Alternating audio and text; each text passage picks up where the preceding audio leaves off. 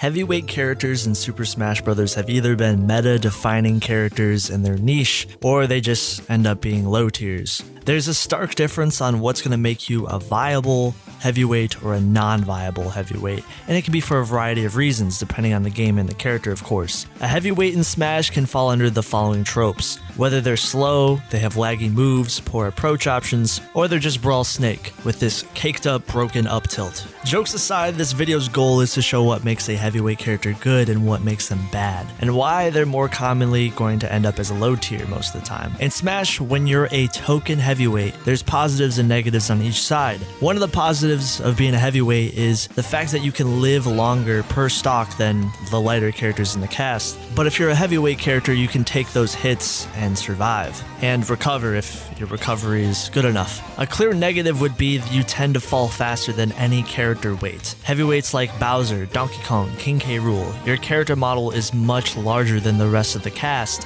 so it means you could be combo food, and certain characters really love comboing just these really large characters. It also makes you bait for projectiles. And there's certain matchups, especially in Melee, where you can just spam Falco lasers or Sheik needles in neutral, and the bigger character model literally makes you easier to be hit by them. Plenty of these characters have high amounts of KO power, what makes them stand out. But if you're getting camped by the faster projectiles, it leads to you not being able to land your stronger attacks, and it's really kind of sad. This is almost every iteration of Ganondorf, where if you have a faster projectile than him, it's nearly impossible for him to get in. You kind of just have to hope the opponent messes up, or you can somehow just get in and finally hit him. By the way, later on in the video, I'm going to show you how some of these games try to fix the heavyweight character archetype, so stay tuned for that portion as I'll be bringing up Ganondorf again.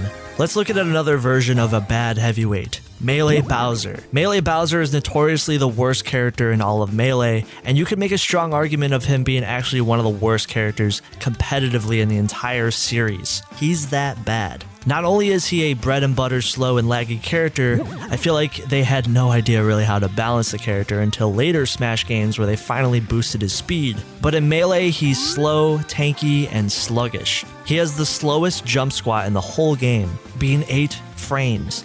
Even his Giga Bowser counterpart that's like a boss character most of the time has a faster jump squat. To try and show how bad this is, it means that any character jumping in Melee is going to be faster at getting off the ground than Bowser.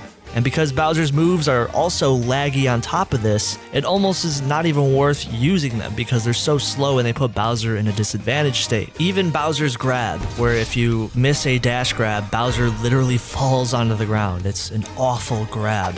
And these flaws show how integral speed is in Melee, as Bowser is reliant on using his quickest attacks like his get up attack. Yes, his get up attack is actually pretty good, and of course his up B out of shield. Outside of that, there's not a lot of advantages behind Bowser in Melee. His moves aren't even that strong, ironically, for a character that's supposed to be a demon villainous monster. It's sort of a joke. If you use him in Melee, you're a soldier, though. I respect you. A character who fits a similar mold in Smash Ultimate, but maybe is not nearly as bad as Melee Bowser, could definitely be King K. Rool. They actually tried to fix some of the pitfalls that a heavyweight character could naturally fall into with King K. Rool, and they tried to at least mitigate some of these flaws. He has a down throw, for example, that's supposed to be a bread and butter KO confirm, as it buries people into the ground and allows you to easily punish. He has the belly armor mechanic, which is unique to K. Rool, which means if you clank with his belly armor, K. Rool will have the advantage state. However, the downside is the belly has a set amount of health, and once you break down the armor, this will happen. This was a way to try to balance the mechanic. It became more of a negative than it probably was intended to be. It doesn't help that his recovery is exploitable, and he seems like he has more positives on paper compared to other heavyweights. He actually has projectiles, which is rare for a heavyweight character to really have. There are some good moves here and there, but it's not enough in Ultimate's really competitive meta. There's plenty of other characters that do similar things to K. Rool, but they don't have the same amount of negatives. Here's a group of heavyweights that are actually outliers, how Smash and even fan games have tried to balance the archetype. No one really mentions it, but people forget about Smash 4, Donkey Kong, and Bowser. Both characters were previously seen as low tiers in the past, and then in Smash 4, during one of the balance patches, they said, you know what, let's give Bowser and Donkey Kong a combo confirm. Up throw into up up air. Now, why did this change their viability overnight when they added this into the game? Well, it's because essentially this was throwing the characters a touch of death combo that was extremely deadly. Heavyweight's characters can last long per stock, so that means they can take advantage of Smash 4's rage mechanic, which essentially means the higher the percentage the player is, the more deadly their attacks are going to be later on. So Bowser and DK get an up throw up air confirm. It allows them to take advantage of the notorious low ceilings that are well known in Smash 4. And this overnight made them viable characters in the meta, and they ended up becoming solid mid tiers, which previously,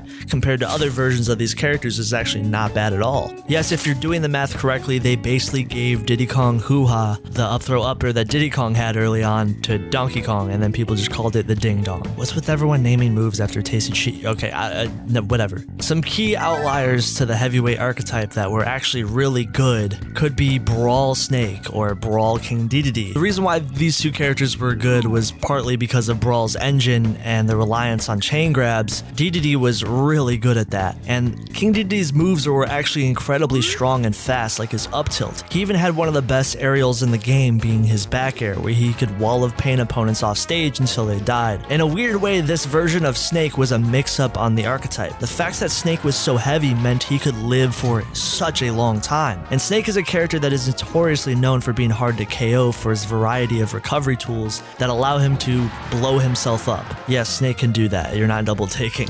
It's an incredibly beneficial recovery tool.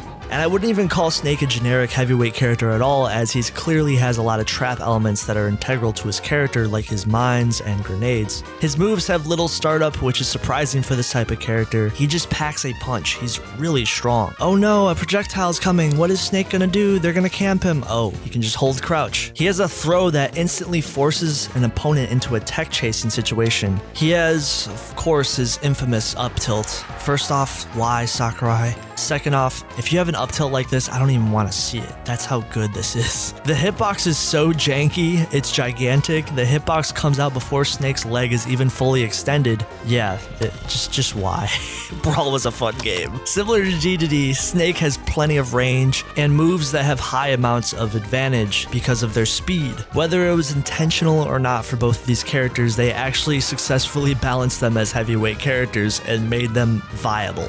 Although some people might say unsuccessfully, because they are probably pretty unbalanced in some people's heads, which I definitely agree. Then there's Smash Ultimate Kazuya. Jumping on the Kazuya bandwagon briefly. Kazuya is a little bit similar to Brawl Snake and Dedede as he proceeds past the dreaded boundaries that are in place for heavyweights. For different reasons though, and obviously the games are completely different. Kazuya, they said, just screw it, let's give this character the most amount of moves possible and let these moves have a lot of weird quirks that are going to make this character completely unique from any other Smash character ever. And it worked. It made Kazuya a viable character. They gave him plenty of moves that straight up have intangibility. He has the ability to 0 to death at almost any percent, which gives Kazuya the ability to touch of death characters.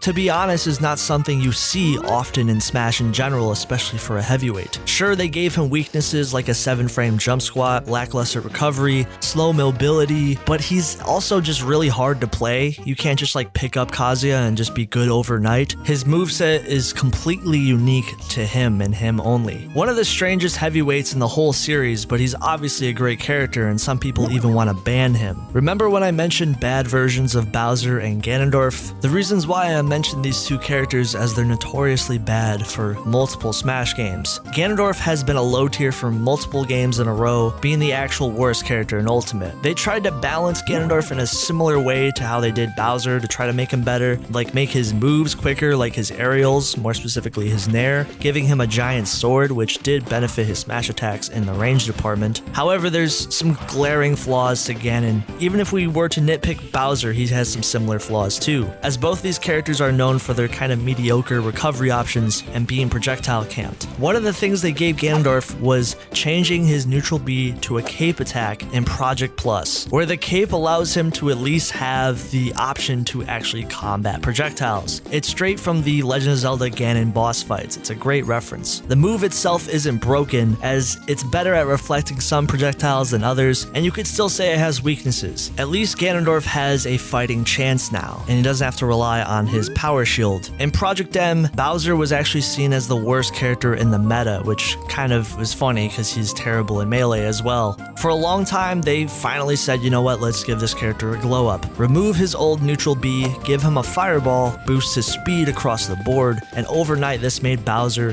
viable enough to win a major in Project Plus. That's pretty good as a character that was seen as the worst character previously in PM. Giving heavyweight characters speed buffs went a long way for Donkey Kong in Project Plus too, as this made this character someone that people always thought the Melee version had a lot of promise, but then here's the Project M and Project Plus version showing that wow, Donkey Kong is extremely good with some buffs in the right areas, like his speed, combo game, and damage output. It really went a long way for defining Donkey Kong's new meta in this game. Once people figured out the character, they realized how much of a threat he could be in the right hands, and it showed. Project M likes to give characters the buffs that they deserve. This is not me saying, oh, just give heavyweight characters the highest speed in the game and call it a day. I know most of these characters are supposed to be slower in order to balance their overall strength and KO power, but boosting their speed a respectful amount can go a long way, because the worst versions of these heavyweight characters are just getting out-frame dated and projectile camped, which is why I would be totally on board if possibly in the future some other Smash sequel that maybe these characters could get buffed in the speed department. Thank you guys so much for watching the video. There's content available early, always on Patreon. Check that out, link down below. Also, the same thing is available for channel members. You get the next honest content video early and you get access to the Discord.